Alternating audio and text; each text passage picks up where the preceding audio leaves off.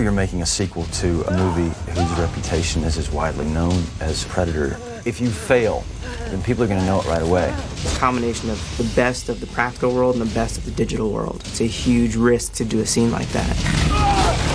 We all got thrown into the deep end of the pool together. If we failed in doing the Predator dog scene right, I think that there's a huge danger of losing the audience early in the film.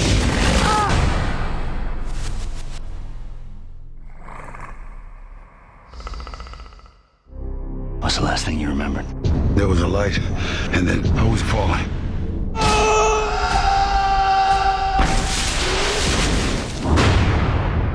Where the hell are we?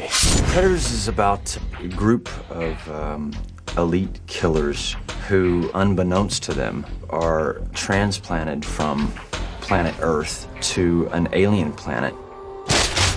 We need to work as a team. Does this look like a team-orientated group of individuals to you? It's essentially a game reserve, and the Predators have been bringing nasty things from around the universe to gather here to be hunted. They can hear you, smell you, and see you. It's essentially a story about a bunch of predators meeting a bunch of predators. How do we kill them? However you can.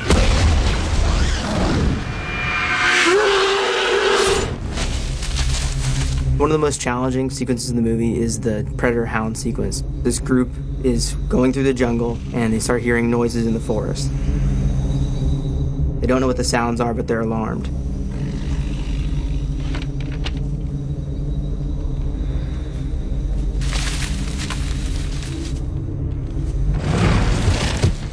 And then all of a sudden we reveal these alien creatures with horns growing out, four-legged dogs with big giant mouths that drool and blood coming out of them.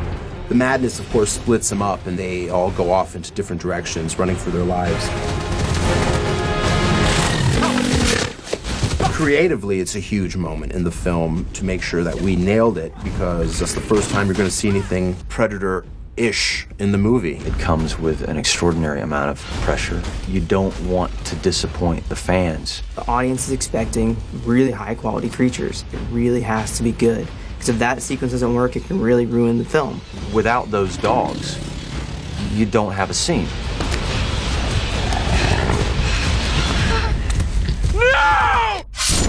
Any decision we make creatively in the film, we always asked ourselves, does this fit into the Predator universe? We sat down and we started throwing out all sort of concept drawings. The first time that I read the script, there wasn't a lot of description about what these dogs looked like. They were just supposed to be these weird, feral, four-legged creatures. You start with some reference of dogs and say, okay, what do we steal from the Predator world and what do we steal from the real world?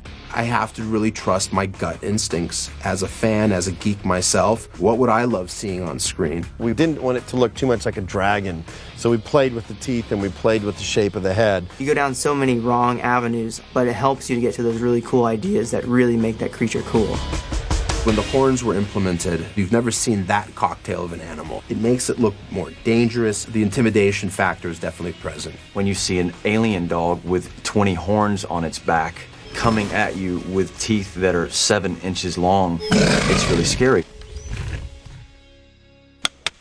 You want to shoot as much on set as possible. The more you can have on set, the more informs what happens digitally. Though CG is incredible and gets better every day, we try to incorporate as much puppeteering and as much practicals into a scene as we can. It helps the actors most certainly. It even helps the director of photography just to see what we're shooting. Because of the nature of these creatures that run four-legged, the idea always was to create computer-generated version for the wide shots of them running, and then when we get into close proximity of them with the actors, then we would build an animatronic. There was a lot of engineering in terms of getting the head to move right. It took about 6 people to operate it. We probably had 2 of those dogs, and that's it. So the care that one must take for those dogs is extraordinary.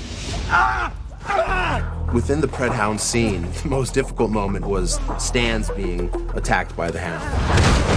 It kind of represented, in a micro way, the entire struggle of the scene. Walt was dealing with a puppet and then the CG animal. And they said, you want me to start operating the dog kind of beforehand so you can see its movements?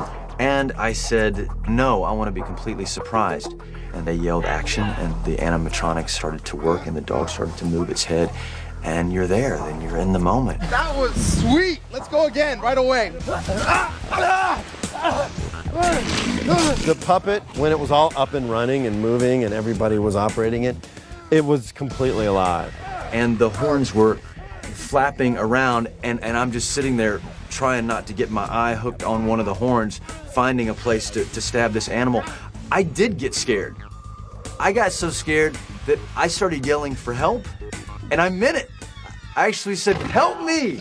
I'm getting attacked by a goddamn alien dog." He gave it his all. He beat the shit out of the puppet. And he's struggling, he's fighting, he's acting, and he goes, and literally busted the jaw. It was one of those things where I went, uh-oh. Damn actors. Hey, Walt, how about giving it your all next time? Good, I'm good. That was great. Thank you. On this alien planet, these people have to fear for their lives.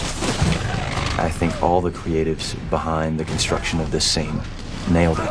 I was surrounded by a lot of talented people. If Goosebumps are a good gauge, then I think we're pretty good. Looking good there, boss. The dog attack sequence, it's a great appetizer to what's about to come.